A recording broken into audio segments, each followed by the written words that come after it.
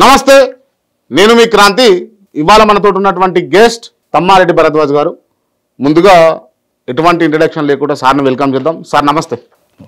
10 ఏళ్ళు తెలంగాణ పరిపాలించిన కేసీఆర్ గారి పరిపాలన బాగుండేనా, లేకపోతే ఈ 100 రోజులల్లో రేవంత్ రెడ్డి గారి పరిపాలన బాగుందా అంటే మీరు దేనికి ఓటేస్తారు? సార్, ఫస్ట్ పాయింట్ అండి, మనము పరిపాలన అంటే ఏది పరిపాలన అవుతుంది? ప్రజా సంక్షేమం, ప్రజా అభివృద్ధి. ప్రజాభివృద్ధి అంటే ఇప్పుడు ఈ డెఫినెట్గా తెలంగాణ 10 yearsలో డెవలప్మెంట్ అయితే చాలా ఉంది. ఓకే. లేదు అనే దాన్ని మనం ఊరికి ఏదో శత్రుత్వంగా మాట్లాడతాం అనేది మాట్లాడకూడదు. హేట్రెడ్ అనేది ఉండకూడదు. డెఫినెట్గా వాటర్ కానీ, పవర్ కానీ, రోడ్లు కానీ ఇట్లా చెప్పుకుంటే పోతే చాలా చేసినవి ఉన్నాయి, మంచి పనులు ఉన్నాయి. బట్ కొన్ని తప్పులు అంటే కొన్ని మొత్తం కాన్సన్ట్రేటెడ్గా ఫ్యామిలీ ఉండటం అట్లా ఏదో కొన్ని రకాలు అవి వేరే ఉన్నాయి, ఇవి వేరే ఉన్నాయి. సో ఈ రకంగా డెవలప్మెంట్ జరిగింది. అది ఇప్పుడు వీళ్ళు వచ్చి 100 daysలో వీళ్ళు ఏం చేస్తారు? రాగానే ఏదో చేసేస్తారు అనుకుంటే మిరాకిల్ జరుగుతుందంటే ఇంపాసిబుల్ ప్రభుత్వంలో. ఎందుకంటే ప్రభుత్వం ఒక మనిషి మీద నడవదు. అంటే కేసీఆర్ గారి లాగానో, ఎన్టీ రామారావు గారి లాగానో, కొంతమంది రాజశేఖర రెడ్డి గారి లాగానో ఉన్నవాళ్ళు ఏంటంటే వాళ్ళు టోటల్గా కాన్సన్ట్రేటెడ్ వాళ్ళ మీద ఉంటుంది. వాళ్ళు కొంతవరకు ప్రభావితం వాళ్ళు చేయగలుగుతారు. కానీ ఇది వచ్చినప్పటికీ ఇది వీళ్ళు చేయలేరు. వీళ్ళంతా అంటే రేవంత్ రెడ్డి చేయలేడు అంటారా? చేయలేరు, అట్లా కాదు. అంటే వీళ్ళు ఇంకొంచెం డిక్టేటర్షిప్ ఉండదు, చేయలేరు వీళ్ళు. వాళ్ళు అంటే నేను చెప్పిన 4 పేర్లు ఒక రకంగా డిక్టేటర్ లెవెల్లో చేసే మనిషి. అంటే ఐ వాంట్ దిస్ అంటే it will happen, should happen అనే పద్ధతిలో చేసుకొచ్చిండ్రు వాళ్ళంతా. సో వీళ్ళు ఏంటంటే మనం ఇట్లా చేద్దాం అంటే ప్రజాస్వామికంగా చేయాలంటే సెక్రటరీ, చిన్న సెక్రటరీ, పెద్ద సెక్రటరీ, చీఫ్ సెక్రటరీ, ఇన్ని ఉంటాయి కథలన్నీ. అవన్నీ నడవాలి. అప్పుడు లేట్ అవుతుంది కొంచెం. మీరు అంటే బాబు తోటి నేను ఒక అంశం చూసిన, అది మీ ఛానల్లో అనుకుంటున్నా. బహుశా బాబు పవన్ కళ్యాణ్తో పొత్తు పెట్టుకుంటే బాబుకు ఎక్కువ ఫేవర్ అవుతుంది అని చెప్పేసి. బాబుకు నష్టం అని చెప్పాను. నష్టం అని చెప్పారా? ఫేవర్ నష్టం అని చెప్పాను. ఎందుకంటే నా ఉద్దేశంలో నాకు వైఎస్ఆర్సీపీకి అగైనెస్ట్ ఉన్నారు పబ్లిక్. అంటే పబ్లిక్ అంటే గవర్నమెంట్ సెక్షన్ కానీ, లేకపోతే మిడిల్ క్లాస్ కానీ వీళ్ళందరూ ఉన్నారు. బాబు మీద ఒక ఇది వచ్చింది, అదేమంటారు, ఒక చిన్న ఫేవర్గా ఉన్నప్పుడు ఆయన ఇంకొకళ్ళు సపోర్ట్ తీసుకోవాల్సిన అవసరం లేదు అనేది నా పాయింట్. ఎప్పుడైతే ఈయన సపోర్ట్ తీసుకుంటాను అనుకుంటున్నాడో అంటే ఈయన దగ్గర వీక్నెస్ ఉంది అనేది నాకు అర్థం అవుతుంది. అంటే పబ్లిక్కి అనిపిస్తుంది. సో అట్లా పబ్లిక్ తీసుకుని వీక్గా ఎందుకుంటే ఆయనంతటా ఆయన వచ్చి నేను చేరుతా అంటే చేర్చుకున్నావు. నువ్వు రా అని రోజు ఇంటికి పోయి పిలుచుకుంటుంటే ఎట్లుంటుంది? అది నష్టం వస్తుందని నా పాయింట్ ఉంటే నేను చెప్పాను. ఈవెన్ అందులో తెలుగుదేశంలో ఉన్న చాలామందికి కూడా ఆ ఉద్దేశం ఉంది. అంటే ఒంటరిగా గెలిచేవాడు, అనవసరం కలిసాడు అనుకున్నవాడు చాలామంది ఉన్నారు. వాళ్ళకి ఎక్కువ ఇచ్చింది ఏం పెద్ద స్థానాలు ఏమి ఇవ్వలేదు కదా? ఇచ్చిందా ఇవ్వలేదని, కలిసిందా కలవలేదా అంత మట్టుగా ఇస్తే ఏముంది, అది ఇంటర్నల్ మ్యాటర్ కదా, వాళ్ళిద్దరు ఇష్టం. ఏమంటారు కదా, మియా బీవీ రాజీ క్యాకరేగా కాజీ అని.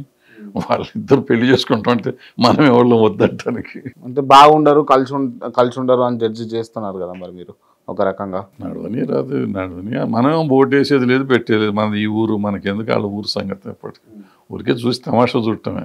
అయినా కూడా మాట్లాడుతుంటారు కదా మరి. మాట్లాడతాం, సినిమా చూస్తాం. సినిమా తీసేటోడు ఎవడో పైసలు వచ్చేది అనుకో, పోయేదే అనుకో, మనకేం తీట.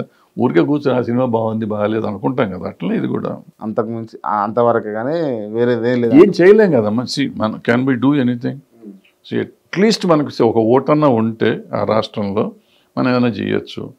సో అంటే ఏంటంటే మనకి తెలిసినంత వరకు ఏదైనా మంచి మాట 4 చెప్తే వాళ్ళు ఎవరైనా బాగుంటే బాగుంటుంది అనిపిస్తుంది, చేయొచ్చు. ఫర్ ఎగ్జాంపుల్ అక్కడ స్పెషల్ స్టేటస్ అన్నారు.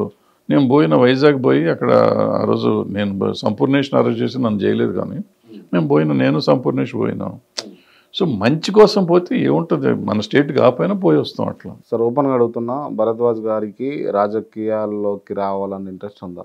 ఉంటే ఎప్పుడో వచ్చేవాడిని కదా, ఏది లేదు కాబట్టి ఇట్లా దూరంగా తిరుగుతున్నాం. దూరంగా తిరుగుతుర్రా, దగ్గరగా ఉండాలని అనుకుంటురా? అనుకోవట్లేదు. అనుకుంటే నేను ఏ సెక్రటేరియట్లోనే ఉండొచ్చు కదా, ఇక్కడ ఎందుకు ఉంటాను నేను? ఏ ముఖ్యమంత్రి దగ్గర పడి ఉండొచ్చు కదా. ఇంటర్నల్గా ఏం పైరవీలు నడుస్తలేవా సార్? నాకు తెలిసినంత మటు నేను ఏ పైరవి చేయలేదు. నాకు ఊహ తెలిసినాక ఏ పైరవి, నా సొంత పైరవులు కూడా చేసుకోలేదు. ఎందుకు అట్లా? అవసరం ఏంది? ఇప్పుడు ఏ ప్రభుత్వం వచ్చినా కానీ ఎవరి బతుకు వాళ్ళది. ఏం చేస్తారు వీళ్ళు? ఏం చేయగలరు? నీ టాలెంట్ ఎంత ఉందో అన్ని పైసలు వస్తాయి, అంతకంటే మించి అయితే రావు. మేము సినిమాల్లో ఉన్నాం కాబట్టి ఏమో మాకు తెలియకుండా ఒక్కోసారి సూపర్ హిట్లు అయితే ఎక్కువ పైసలు వస్తాయి, అది వేరే సంగతి. సో నేను ఆ సినిమాలు కూడా పెద్దగా చేస్తలేను కాబట్టి దాని మీద ఇంట్రెస్ట్ లేదు. సో ఇప్పుడు అది ఏం పైరల్ చేసుకోవాలి, దేనికోసం పైరల్ చేయాలి? ఉన్నంతలో నేను హ్యాపీగా ఉన్నా, పిల్లలు బాగున్నారు, నేను బాగున్నా. ఎందుకు ఊరికే పోయి వాని దగ్గర వీని దగ్గర ఆత్మగౌరవం చంపుకొని అన్న ఈయన చెయ్యే ప్లీజే, ఆ పైరల్ చెయ్యే, క్రాంతి అన్నకు చేసి పెడితే క్రాంతి అన్నకు పైసలు ఇస్తా అన్నాడు, ఇవన్నీ చెప్పుకుంటుంది. అవసరమా నాకు? అంటే మీకైతే అవసరం లేదు, కానీ మరి అవసరం లేని రాజకీయ ప్రస్తావన మనకు అవసరమా అని అంటే అవసరం లేని రాజకీయం is part of our life. మనం ప్రజాస్వామ్యంలో మనం ఉన్నాము. ప్రజాస్వామ్యంలో ఉన్నప్పుడు ప్రజాస్వామ్యంలో ఉన్న ప్రతి పౌరుడికి సంబంధించిన విషయం రాజకీయం. ఇవాళ మనం నెత్తినెక్కబోయే రాజు కానీ మంత్రి కానీ ఎవడన్నా ఉన్న వాళ్ళు మన జీవితాన్ని నిర్దేశిస్తారు. వాళ్ళ నిర్దేశించే నిర్దేశతని మనం నిర్దేశించాలి ముందు. వాళ్ళు రాజులు అయ్యేదాకా మనమే కదా, మనం ఓటేస్తే అవుతాడు. సో ఓటేస్తే నాకు మాట్లాడే హక్కు లేదంటానికి ఎవరికన్నా మీరెవరు నన్ను అడుగుతానికి? నేను రాజకీయాన్ని గురించి మాట్లాడతా, that's my right. Nobody has right to ask me who are you to ask. సరే మీరు అడగండి, బాగానే ఉంది. కానీ ఇతర రాజకీయ నాయకుల మనోభావాలు దెబ్బతిన్నప్పుడు మీరేమన్నా థ్రెటింగ్ కాల్స్ ఫేస్ చేసిర్రా? నన్ను ఎంత మట్టుకు ఎవరు చేయలేవు. ఎక్కడ ఇబ్బంది పెట్టలేదు మిమ్మల్ని? బెదిరిస్తారని పాపం నాకు సపోర్ట్కి వచ్చిన వాళ్ళు ఉన్నారు, కానీ బెదిరిస్తానికి మాత్రం ఎవరు రాలేదు. 1-2 సంఘటనలో ఎందుకన్నా నువ్వు పెట్టుకున్నావు అన్న వాళ్ళు ఉన్నారు. వెంటనే లేదన్నా వాడు ఎవడన్నా చేస్తే వస్తుంది, నేను వచ్చి మా ఇంటి దగ్గర మనుషులు పెడతా అది ఇది అన్నోళ్ళు ఉన్నారు. కానీ వద్దు తమ్ముడు, ఎవరు మన ఇంటికి ఎవరు రారు, నేను ఏం కాదు అన్నాను. ఎవరు పాపం ఎవరు ఎప్పుడు ఏమనలేదు. సరే, అవుట్ ఆఫ్ ద టాపిక్ ఇది. దేవుడు ఉన్నాడా లేడా అంటే మీరు ఏమంటారు? నాకేం ఫరక్ పడదు, ఏ ఉంటే ఏంటి. ఇప్పుడు ఆయన ఉన్నాడు అనుకుంటే ఓ బాగుంటుంది, లేదు అనుకుంటే కూడా బాగానే ఉంటుంది. మీరేమనుకుంటారు వ్యక్తిగతంగా? నేను అడిగిన యాజ్ అ జర్నలిస్ట్గా. నాకేం లేదు, నమ్మకం లేదు. మీరు బైరి నరేష్ కాల్ చేసిరా? కలిసిన, నేను కాల్ చేసిన. ఏం మాట్లాడేది మీరు? మాట్లాడిన తప్పు తమ్ముడు అని చెప్పిన ఆయనకి. మాట్లాడే తప్పు తమ్ముడు అన్నా చెప్పిన. మీకు నమ్మకం లేదంటున్నారుగా మీరు. ఏది దేవుడు? దేవుడు నమ్మటం వేరు, నమ్మిన వాడిని ఇన్సల్ట్ చేయడం, నమ్మిన వాడిని హ్యూమిలియేట్ చేయటం వేరు. మీకు నేను దేవుడు లేడు సార్, నాకు దేవుడు లేడు, నేను దేవుడు లేడంటే ఓకే, ప్రాబ్లం లేదు కదా. మీరు దేవుడిని నమ్ముతున్నారు, దేవుడిని నమ్మితే నేను హెక్కిల్ చేయకూడదు కదా. దాని మీద ఒక రకంగా మాట్లాడతాం అనేది కరెక్ట్ కాదు. ఆయన ఆ రోజు మాట్లాడింది నాకు నచ్చలేదు, అది చెప్పిన నేను. ఓకే, ఒక విషయం మాట్లాడతాం తప్పయ్యా అట్లా ఆయన కూడా ఒప్పుకున్నాడు. అవునన్నా నేను కూడా అనుకున్నా, తర్వాత చెప్పినాక నాకు అనిపించింది, సారీ ఇంకెప్పుడు మాట్లాడను అని చెప్పిండు నాకు. ఆ మాట చెప్పిండు ఆయన. కానీ సర్వైవల్ ఎట్లా? ఇప్పుడు ఒక విషయము లేదు అని మీరు నమ్మింది, కాదు అని మీరు అనుకుంది నా వరకు రావాలి అని అంటే దాని ప్రాచుర్యం ఎట్లా జరగాలి, అది ఎట్లా పాకాలి? ఎందుకు నాకు ఫస్ట్ దేవుడు ఉన్నాడా లేడా నీకేంటండి సంబంధం? దేవుడు నాకు లేదు, నేను ప్రాచుర్యం ఎందుకు? నేను దేవుడు లేడు అని ప్రచారం ఎందుకు చేయాలి? అసలు ఫస్ట్ పాయింట్. ఇప్పుడు నేను నమ్మను. మా ఆవిడ నా రోజు పూజలు చేస్తుంది, చేసుకుంటే ఆమె నమ్మకం ఆమెది. నువ్వు డైవర్స్ ఇవ్వనా నేను ఇప్పుడు ఆమెకి? ఇది నాకు అర్థం కాలేదు. నా ఇష్టం, నాకు ఇష్టం లేదు దేవుడు అంటే ఇష్టం లేదు కాదు, అంటే ప్రచారం చేసుకోవాల్సిన అవసరం. ఇప్పుడు దేవుడు లేడు. ఇప్పుడు సార్, ఇప్పుడు నాతో పాటు ఉన్న 10 మందికి తిండి లేదు సార్, ఇక్కడ నానా కష్టాలు పడుతున్నారు, అవకాశాలు లేవు, రకరకాల సమస్యలు ఉన్నారు. నేను మనిషినిగా వాళ్ళకి సహాయం చేయగలిగితే చాలు. అది మానేసి నేను దేవుడు ఉన్నాడా లేడా దీని మీద ప్రచారం చేస్తే వాడికి అన్నం పెడతాం చెప్పండి? వాడి 10 మంది నా మాట పెట్టలేం. ఆ 10 మంది దగ్గర కూర్చుని అరే నీకు దేవుడు లేడాయా అంటే అలాగే అన్న, దేవుడు లేడు అయ్యా నన్ను బొవ్వ పెడతాడా ఎవడన్నా? దేవుడు ఉన్నాడంటే బొవ్వ పెడతారా? లేదు. మరి మనం వాళ్ళని గురించి మనం ఆలోచించి వాళ్ళకి ఏమైనా చేయగలిగితే చాలు. కానీ నేను అనేది ఏంటంటే యూ టాక్ అబౌట్ మానవత్వంగా మనం ఏం చేయగలం చెప్పండి. దేవుడు ఉంటే ఉన్నాడు అనుకున్నాడు ఉంటాడు, లేని వాడికి లేడు. నువ్వు దీన్ని ప్రచారం చేయటం మాత్రం తప్పు అనేది నా ఫీలింగ్. దేవుడు ఉన్నాడో లేడో నాకు అనవసరం, దాన్ని ప్రచారం చేయాల్సిన అవసరం లేదు అనేది నేను నమ్ముతా. ఇంకొక విషయము, అంబేద్కర్ ఒక మాల మాధవుల కంటే దళితుల కంటే ఎక్కువగా బీసీ వర్గాలకు మహిళలకు ఎక్కువ అధికారాన్ని ఇవ్వాలి, వాళ్ళు పైకి రావాలని, రిజర్వేషన్ రావాలని చెప్పేసి పోరాడినటువంటి వ్యక్తి అంబేద్కర్ కదా. అంబేద్కర్ను ఓన్లీ దళిత్స్ ఓన్ చేసుకున్నారు, బీసీలు ఓన్ చేసుకోలేకపోయినారు. దీనికి మీరు ఏం చెప్తారు దీనిపైన? ఏమో సార్, నాకు అంత డెప్త్గా నాకు తెలియదు అంబేద్కర్ గురించి. కానీ అంబేద్కర్ని ఇప్పుడు అందరూ నాకు తెలిసి ఆయన కాన్స్టిట్యూషన్ చేసినంత వరకు సమాజంలో సమానత్వం కావాలి, అందరూ బాగుండాలి అనే నాకు అర్థమైంది చెప్తుంది నేను. మీరు చెప్పినట్టు ఆయన బీసీలకు చేశాడా ఎస్సీలకు చేశాడా అది నాకు పెద్ద అంత ఎక్కలేదు. నాకు ఆ కాన్స్టిట్యూషన్ ప్రకారం ఏంటంటే ఇవాళ డౌన్ ట్రాడన్ ఎవరైతే ఉన్నారో వాళ్ళు కూడా అతి త్వరలో 10 ఏళ్లకో 20 ఏళ్లకో సమానంగా రావాలి, ఒక సమాజం సభ్య సమాజంలో అందరూ ఈక్వల్గా ఉండాలి అనేది ఆయన ఫీలింగ్లో ఆ కాన్స్టిట్యూషన్ రాశారు అని నాకు అర్థమైంది. సో ఇవాళ దాన్ని కొన్ని అవసరాలు వచ్చినాక 1960s 70s నడుమ అప్పటిదాకా అంబేద్కర్ని గురించి తెలిసిన వాళ్ళు లేరు ఈ దేశంలో. ఆ తర్వాత సడన్గా అంబేద్కర్ విగ్రహాలు వచ్చేసి ఆయనని ఓన్ చేసుకోవటం మొదలెట్టారు, ఒక్కొక్క పార్టీ వాళ్ళు ఓన్ చేసుకోవడం. ఆ తర్వాత అంబేద్కర్ గ్రూపులు స్టార్ట్ అయినాయి, ఇవన్నీ ఎక్కువ స్టార్ట్ అయినాయి. సో దీన్ని మళ్ళీ ప్రతి పార్టీలోనూ అంబేద్కర్ గ్రూప్ ఉంటుంది మళ్ళీ. అరే అంబేద్కర్ గారు ఏం చెప్పారు సార్, మొత్తం దేశంలో సమానత్వం తెద్దాం అన్నాడు, దాని గురించి మాట్లాడుకున్నారా అంటే వీళ్ళు సెపరేట్ గ్రూపులు అయిపోయి మనం దాని గురించి మాట్లాడుకుంటే ఇంకెక్కడి నుంచి వస్తుంది అది? 75 ఏళ్ళు అయిపోయినా కూడా ఆయన అనుకున్నది ఏమన్నా సాధించగలిగాం మనం? దాని గురించి ఎందుకు మాట్లాడతారు? బీసీలా ఎస్సీలా అని మాట్లాడుతున్నాం ఇప్పటికి కూడా మనం. అసలు ఎందుకు అప్లిఫ్ట్ కాలేదు వీళ్ళంతా? వాళ్ళే కాదు అన్ని కాస్టుల్లోనూ. ఆ క్యాస్టుల సంగతి ఎందుకు, ఏ క్యాస్టులో అయినా వీళ్ళ పావర్టీ లైన్ ఎల్లో కింద ఉన్నారు. ఇప్పుడు నేను మోడీ గారు రోజు చెప్తున్నాడు, మోడీకి గ్యారంటీ 80 కోట్లకు నేను అన్నం రేషన్ ఇస్తా ఫ్రీగా అంటే 80 కోట్లు బిలో పావర్టీ లైనేగా ఫ్రీ రేషన్ ఇస్తున్నారంటే ఇంకేముంది? ఇంకా అంబేద్కర్ ఏంది, మోడీ ఏంది, నేనేంది, మీరేంది? మంచి పాయింట్ సార్ ఇదైతే. ఓకే, ఎవరికైనా కులం అని అంటే ఓపెన్ మాట్లాడితే ఇక నేను ఏమంటారు దాన్ని కేటగిరీ అని చెప్పేసి ఇంకోటి అని చెప్పేసి సామాజిక వర్గం అని చెప్పేసి మాట్లాడాలనుకోవట్లే. ఎవరికైనా కులం అంటే కులపిచ్చి అయితే ఉంటుంది. కానీ తమ్మారెడ్డి భరత్ వారికి అంతగానం ఉండదు అని అన్నది విన్నా, నిజమా ఇది? లేదు, నిజంగా లేదు. అంత ఏం అంటే నేను ఈ కులం కాదు, చిచ్చి ఆ కమ్మోళ్ళంతా దుర్మార్గులు అటువంటిది ఏమి ఉండదు. కానీ ఎందుకు ఏం ఉంటే ఏమొస్తుంది మనకేమొస్తుంది? కొంతమంది అయితే దాన్ని ఓన్ చేసుకొని ఉంటారు కదా, ఇక ఒక రకంగా ఒక పూలమాల వేసుకొని అట్లా ఉంటారు, దాన్ని అట్లాగా చేస్తారు కదా. తప్పు కూడా అవసరం ఎందుకు? నేను అదే చెప్పింది ఇందాక. ఇప్పుడు సరే, ఇప్పుడు నేను మొన్న ఒక రోజు ఒక మీటింగ్కి వెళ్ళాను.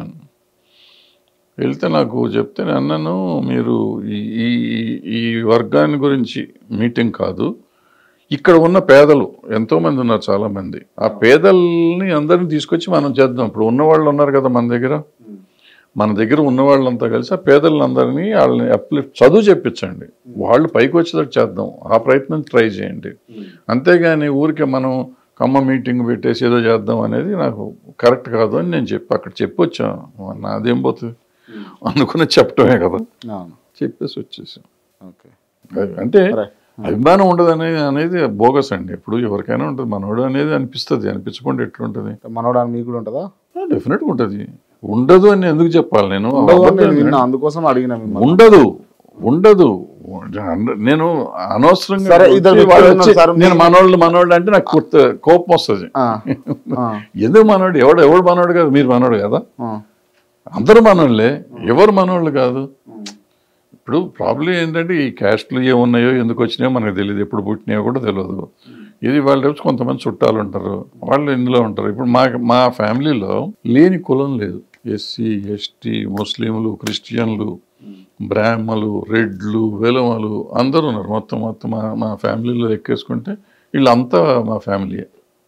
ఇప్పుడు నేను ఏ కులం అంటే నేను కూడా చెప్పాలి. రైట్ సార్, మీరు ఇప్పుడు సినిమా తీయక 4 ఏళ్ళకి వస్తుంది, 10 ఏళ్ళు అయింది, 10 ఏళ్ళు అవుతా ఉంది కదా సినిమా తీయక. ఇండస్ట్రీ భరద్వాజ్ గారిని పక్కన పెట్టిందా, భరద్వాజ్ గారి ఇండస్ట్రీని పక్కన పెట్టిరా? అంటే ఎవరెవరిని పక్కన పెట్టలేరు, ఎవరెవరిని తీసుకోలేరు. ఇప్పుడు మనం సినిమా చేస్తే ఇండస్ట్రీలో ఉంటాం, సినిమా చేయకపోతే ఇండస్ట్రీలో ఉంటాం. నాకు కావాలనుకుంటే నేను ఎప్పుడైనా పోవచ్చు, నేనే కాదు మీరైనా పోవచ్చు, ఎవరైనా పోవచ్చు.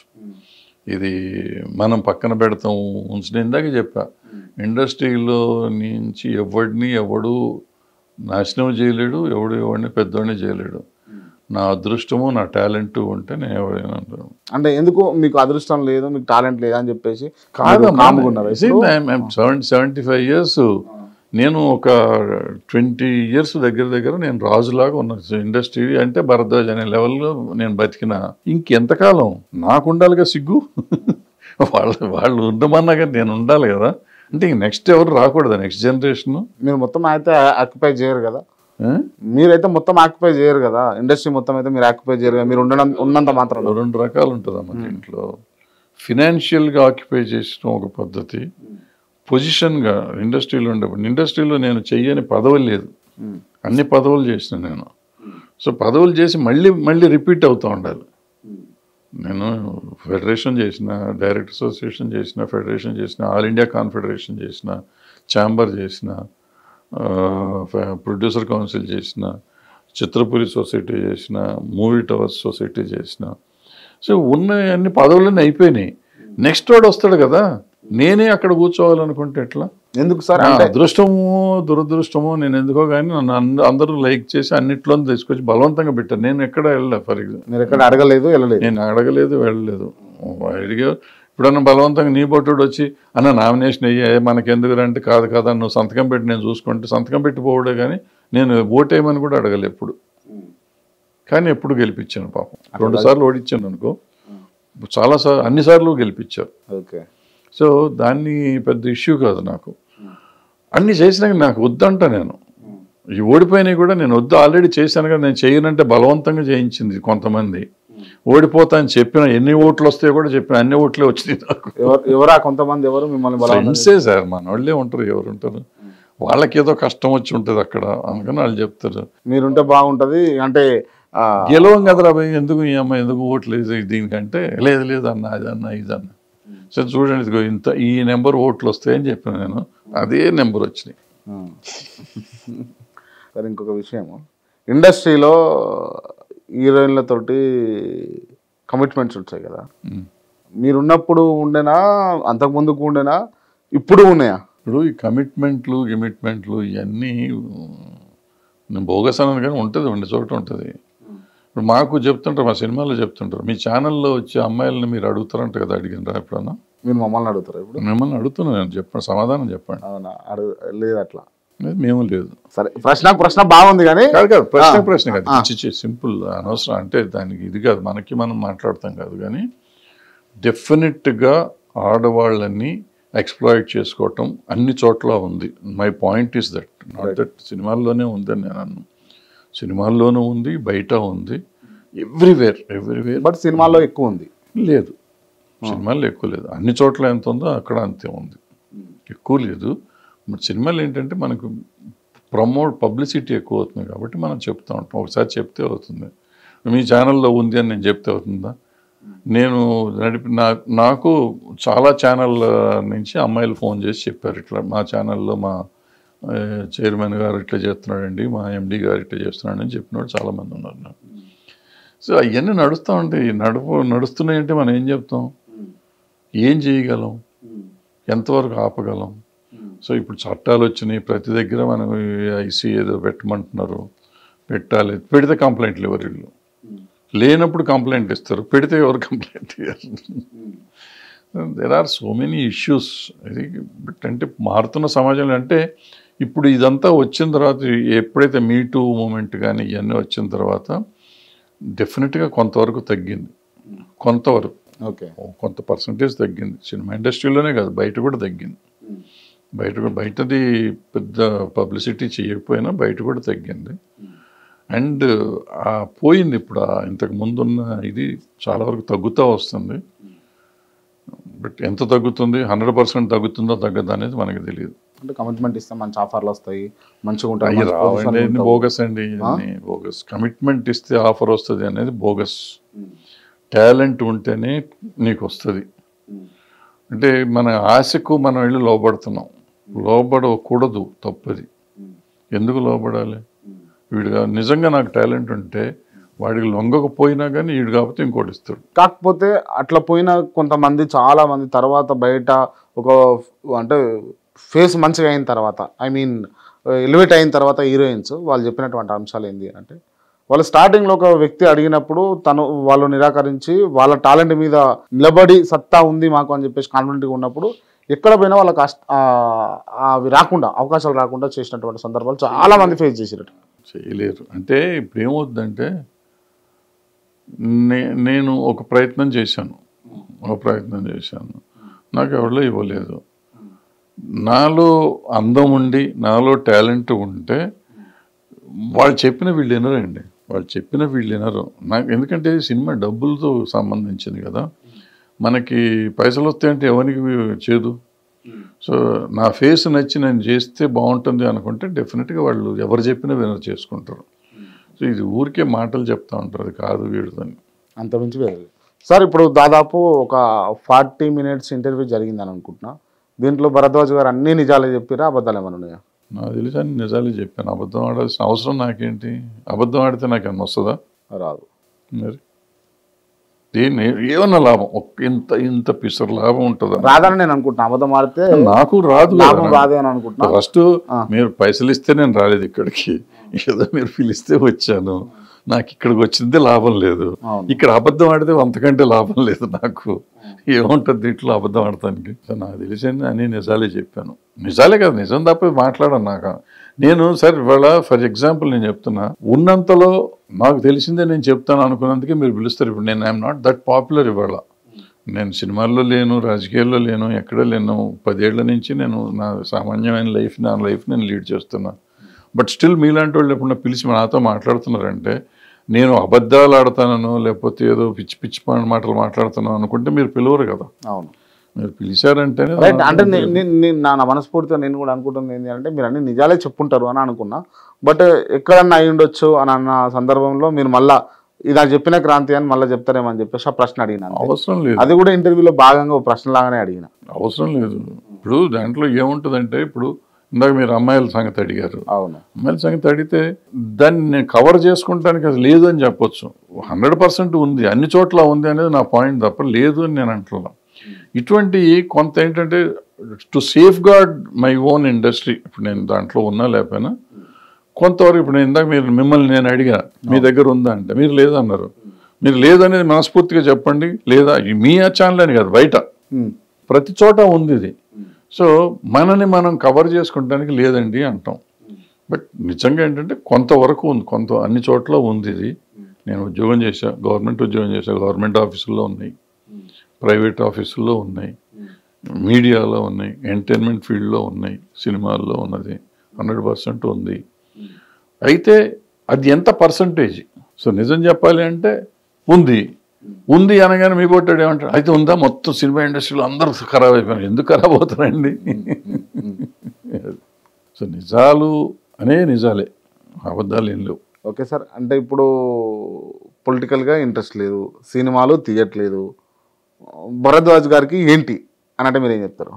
ఏం లేదమ్మా, ఏదో ఒకటి చెప్తా ఉంటాం. ఇట్లా మీ బట్టలే పిలిస్తే ఏదో మాట్లాడతాం, లేకపోతే ఏదైనా మాట్లాడుతూ ఉంటారు. సినిమా వాళ్ళు ఎవరో వచ్చి 2 రోజులకు స్టోరీలు చెప్తా ఉంటారు, ఎవరో ఒకళ్ళు వచ్చి వింటూ ఉంటాం. నాకు వద్దయ్యా అంటే కూడా చెప్తారు, సరే ఎవరికైనా చెప్పండి సార్ అంటారు, లేకపోతే బాగుందో బాగాలేదో చెప్పండి సార్ అంటారు. సో టైంపాస్ అయితే పిల్లలు వస్తా పోతా ఉంటారు, నడుస్తుంది. డబ్బులు సార్ ఎట్లా ఉన్నాయా? చాలా ఉన్నాయా? ఇప్పుడు డబ్బులు ఎందుకు, తినటానికే కదా. ఎంతకాలం నాకు మా ఆవిడకి ఎంత 10-15 వేలు ఉంటే సరిపోతుంది. నెలకు 10-15 వేలు ఎక్కువ అయిపోతుంది, మస్తు అయిపోతుంది. ఉండేది ఎక్కడ సార్? మోకిలాలు ఉంటారు, అంటే తక్కువ ఖర్చులోనే ఉంటారు అన్నట్టు, అంతేనా? రాజకీయ నాయకుల మీద మీ అభిప్రాయం ఏంటి సార్? ఏ పార్టీ రాజకీయ నాయకుడైనా, ఎవరైనా ఆ పార్టీ అని కాదు, ఈ పార్టీ అంటే రాజకీయ నాయకులు ఇవాళ స్వార్థపరుల. రాజకీయం అనేది ఇంతకుముందు త్యాగం ఒకప్పుడు నాకు తెలిసినప్పుడు. ఇవాళ ఎవరికి త్యాగం లేదు, అంత స్వార్థం. నాకేమొస్తుంది అనుకునే వస్తున్నారు వాళ్ళు. అందుకే they are investing money, they are businessmen, they are not రాజకీయ నాయకులు కాదు వీళ్ళెవరు. మొత్తం వ్యాపారస్తులు, వ్యాపారం చేస్తున్నారు.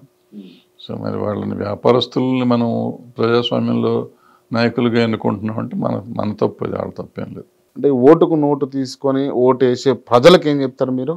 అంటే అది మారాలి, ఓటుకు నోటు అని డబ్బు తీసుకుని ఓటు వేసుకునే పరిస్థితి నుంచి మంచి నాయకుడిని ఎన్నుకునే స్థితికి వస్తేనే మన స్థితిగతులు మారుతాయి.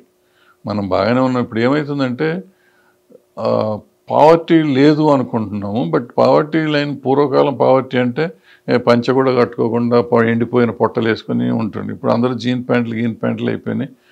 మనం కల్చరల్గా మారిపోయినాము, మన బాడీ లాంగ్వేజ్ అది మారిపోయింది. కానీ బాగున్నాం అనుకుంటున్నాం, కానీ ఎంతవరకు బాగుంటే మరి 80 కోట్ల మందికి ఫ్రీ రేషన్ ఎందుకు ఇవ్వాల్సి వస్తుంది? ఇంకా నాకు అది కావాలి ఇది కావాలని మనం ఎందుకు అడుక్కుంటున్నాం? అడుక్కునే స్టేజ్లో ఎందుకున్నాం? బాగున్నాం కన్నా బాగుపడలే అంటారు. బాగున్నాం అనుకుంటాం కదా. అనుకుంటే ఎందుకు ఉంది ఇది అంటున్నా నేను. అనుకుంటే ఇప్పుడు వీళ్ళు వచ్చి మీరు 3 గ్యాస్ బండలు ఇస్తారా, లేదా మాకు ఇంత ఇస్తారా, అది ఇస్తారా, ఇది ఇస్తారా? నాకు విద్యా వైద్యం ఉంటే చాలు అనే ఫీలింగ్ ఉండాలి కదా. నా పిల్లలందరికీ చదువు చెప్పండి, మాకు అందరికీ వైద్యం ఇవ్వండి ఫ్రీగా, మిగిలినంతా మా తిప్పలు మేము పడతాం అనే లెవెల్లో ఉండాలి మనం. ఆ లెవెల్కి మనం ఎప్పుడు రావాలి? అసలు రాణిస్తారా ఫస్ట్ రాజకీయ నాయకులు? రానివ్వరు. రాణిస్తే వాళ్ళకేం పని సర్వైవల్ ఉండదు కదా వాళ్ళకి. రైట్. ఓటు తీసుకోవడం తప్ప, ఓటుకు నోటు ఇవ్వడం తప్ప, రెండు తప్పే. ఎవరు అలవాటు చేశారు? ప్రయత్నం జనాలు అలవాటు పడ్డారా ఈ సిస్టానికి? రాజకీయ నాయకులు అలవాటు చేశారు. రాజకీయ నాయకులు అలవాటు చేశారు. అంటే మనల్ని అడుక్కునే వాళ్ళుగా తయారు చేయడానికి వాళ్ళు అన్ని రకాల ప్రయత్నాలు చేస్తున్నారు. మనం లొంగిపోతున్నాం. అంటే ఎప్పుడు డబ్బు లొంగ తీసుకుంటుంది కదా మనిషిని, లొంగ తీసుకుంటాం. ఈ సిస్టమ్ మారాలంటే ఎటువంటి నిర్ణయాలు ప్రజలు తీసుకోవాలి? ఇవన్నీ పైసలు తీసుకుని ఓటేసుడు బంద్ చేయాలి ఫస్ట్. ప్లస్ మంచి నాయకుడిని ఎన్నుకోవటం నేర్చుకోవాలి. ఇప్పుడు వీళ్ళు వచ్చి పైసలు ఇస్తున్నాడు, పైసలు ఉన్నాడు, ఇంకా మనకి ఇంకా రాజరిక పోకడలే. అయ్యా దొరకు మనం ఓటు వేయకపోతే ఎట్లండి, పాపం రోడ్డు మీదకి వచ్చి మనం ఓటు అడుగుతున్నాడు అనుకుంటే ఇంకా ఇప్పుడా 75 సంవత్సరాలు అయిపోయినా అక్కడ అంతకుముందు వాడు ఆయన అయ్యా మన సొమ్మంతా తినేసి కూర్చున్నారు. ఇప్పుడు వచ్చి మళ్ళీ వాడు ఓటు అడుగుతున్నాడు, అయ్యో వచ్చిండు అని మనం ఓటేసే పరిస్థితులు ఉంటే ఇంకేం బాగుపడతాం మనం? ఎప్పుడు మారుతుంది సార్ వ్యవస్థ? మారాలి. చాలా ఇప్పటికి కూడా 25-30% మారారు. మనం కొంచెం అవగాహన పెరిగింది. యాక్చువల్గా మన తెలంగాణలో చాలా డెఫినెట్గా వీళ్ళు ఇది ఉంది అవగాహన, లేడీస్ జెంట్స్లో చాలా అవగాహన ఉంది. ఎందుకంటే మన సాయుధ పోరాటం అప్పటి నుంచి చూస్తున్నాం కదా, తెలంగాణ ఎస్టేషన్ ఆ తర్వాత అన్ని రకాలుగానే ఉంది. బట్ ఇంకా మార్పు రావాలి, చాలా రావాలి. దేశంలోనే రావాలి, ఇక్కడే కాదు దేశంలోనే రావాలి. మోడీ పరిపాలన బాగుందా లేకపోతే గతంలో కాంగ్రెస్ పరిపాలన బాగుండేనా అంటే ఏం చెప్తారు మీరు?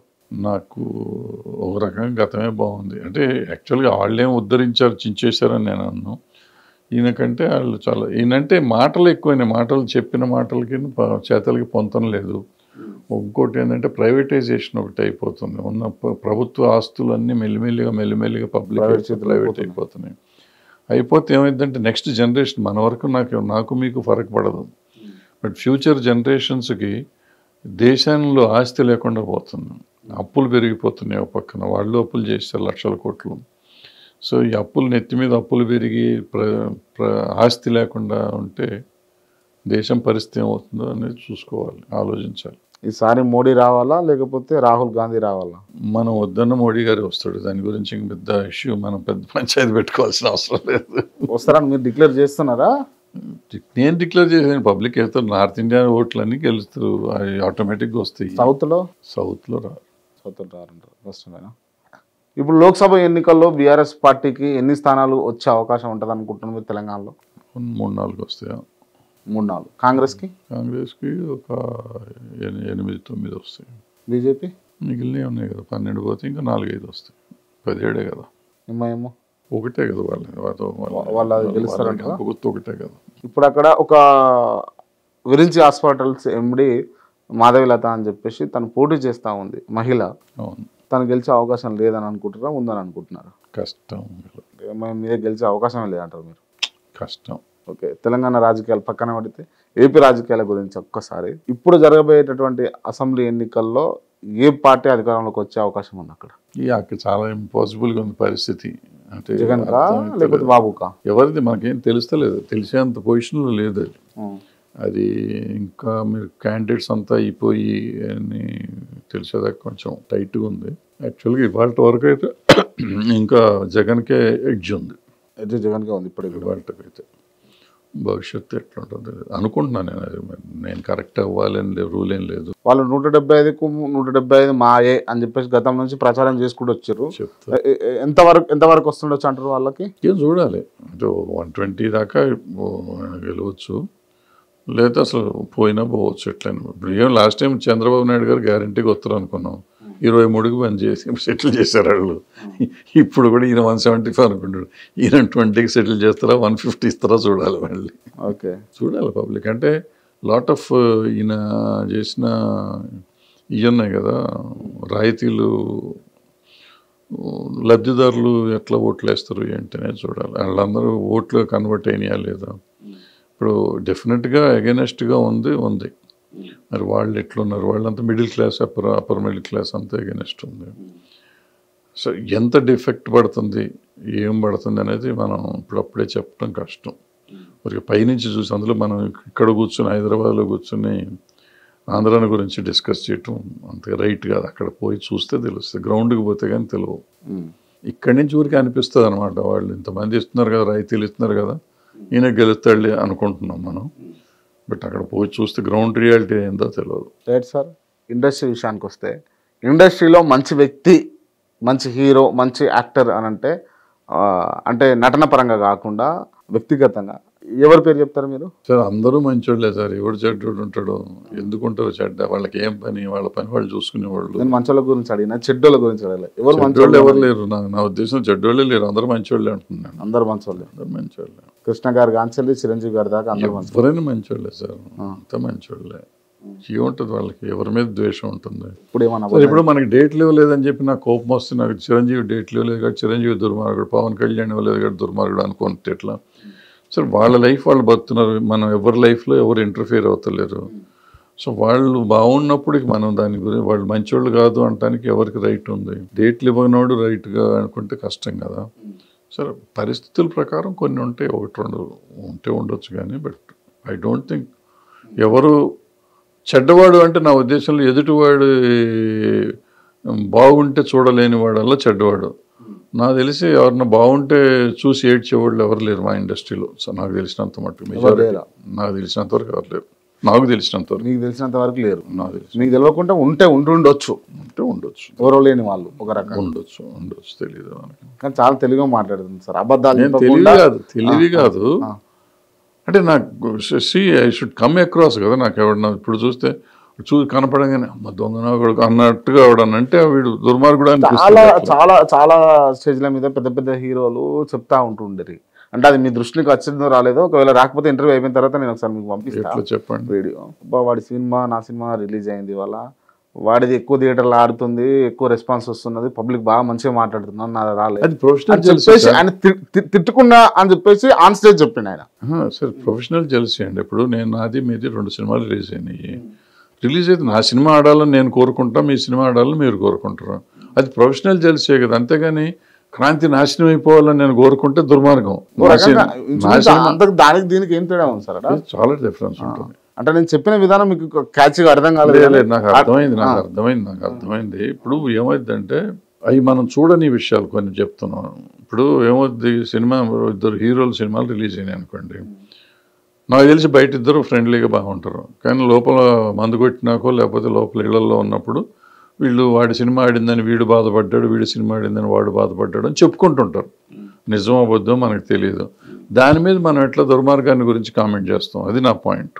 ఓకే, అది ఇప్పుడు ఎవడెవడో చెప్తా ఉంటాడు, ఏది నిజం ఏది అబద్ధం ఎట్లా వస్తుంది, పలానావాడు ఇట్లా అంటారు. ఎవరు చూసిన ఏదైనా ఉంటే మనం మాట్లాడవచ్చు. చూడండి, తెలియంది 10 మంది 10 మాట్లాడుకుంటే దాని మీద మనం కామెంట్ చేయటం రైట్ కాదు. అంటే కన్ఫర్మ్ ఇందాక మీరు అన్నారే, మీరు రీసెర్చ్ చేస్తారా చేయకుండా మాట్లాడతారంటే నేను రీసెర్చ్ చేయను కాబట్టి నేను కొన్ని జోలికి వెళ్ళను. అట్లాగే ఇది కూడా నాకు తెలియదు కాబట్టి ఐ డోంట్ కామెంట్. నాకు తెలిసినంతవరకు అంత మంచోళ్ళు అనుకుంటా.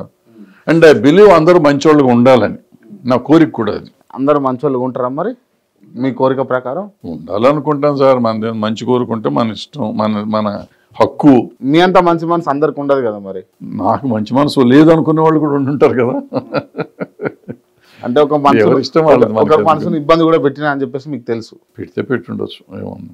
ఓకే సార్, అంటే ఇంటర్వ్యూలో భాగంగా ఈ ప్రశ్న అడిగి మిమ్మల్ని ఇబ్బంది పెట్టినా దయచేసి thank you so much sir, అడగానే టైం ఇచ్చినందుకు. అండ్ ఇంటర్వ్యూ క్లోజ్ చేసే ముందు నేను కొంతమంది వ్యక్తుల పేర్లు చెప్తే వాళ్ళకి సంబంధించి ఓన్లీ 1 word ఆన్సర్ ఇవ్వాలి సార్ మీరు. చెప్పండి. మాజీ ముఖ్యమంత్రి వర్యులు కేసీఆర్. అంటే కొన్ని ఇంపాసిబుల్స్ పాసిబుల్ చేసిండు ఆయన. ప్రస్తుత ముఖ్యమంత్రి రేవంత్ రెడ్డి. ఈ సౌండ్స్ గుడ్. మెగాస్టార్ చిరంజీవి. కృషితో పైకి వచ్చిన మనిషి. వైఎస్ రాజశేఖర రెడ్డి. మాట మీద నిలబడే మనిషి. YS Jaganmohan Reddy. YS Jaganmohan Reddy is trying something. ఇంకా ట్రయల్స్లోనే ఉన్నాడు ఆయన. Power star Pawan Kalyan. Is a confused person.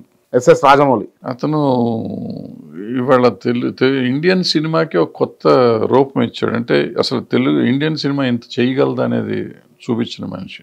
Sonia Gandhi. Sonia Gandhi okay leader. Rahul Gandhi is emerging leader. ఇంకా Modi. Modi already leader. Amit Shah. Amit Shah king maker. Yogi Adityanath. Hindutva preacher అనుకోవచ్చు ఒక రకంగా. దాన్ని లేపుతున్న మనిషి కింద ఏదో తీసుకోవచ్చు. నారా చంద్రబాబు నాయుడు. Good leader. అంటే ఫ్యూచర్ ఆలోచించుకుంటూ ఉంటాడు, ఆలోచించే ఒక నాయకుడు. బట్ ఎక్కువ సెల్ఫ్ డబ్బా కొట్టుకుంటాం ఎక్కువ. ఆయనకి అది మానేస్తే బాగుంటాడు. రామ్ గోపాల్ వర్మ. ఒకప్పుడు చాలా గొప్ప డైరెక్టర్. ఒకప్పుడు. ఇప్పుడు ఆయన టైం పాస్ చేసుకుంటున్నాడు ఏదో టైం. నేను చెప్తున్నాను, డోంట్ టేక్ మీ సీరియస్ అని ఆయనే చెప్పేశాడు. అందుకని మనం సీరియస్ తీసుకోకూడదు. Dil Raju. Big business man, very good business man. Super star Krishna. మంచి మనిషి. Super star Mahesh Babu. Super star actor, good actor. Nagarjuna Akkineni. Business actor. Good Akkineni Nageswara Rao. Actor, great actor కదా ఆయన. నందమూరి తారక రామారావు సీనియర్. ఆయన great actor cum human being. Nandamuri Taraka Rama Rao junior. Good actor. Prabhas. Good actor. Tammareddy Bharadwaj garu. Common man. Kranthi. ప్రాణం తీసే మనిషి. Thank you so much.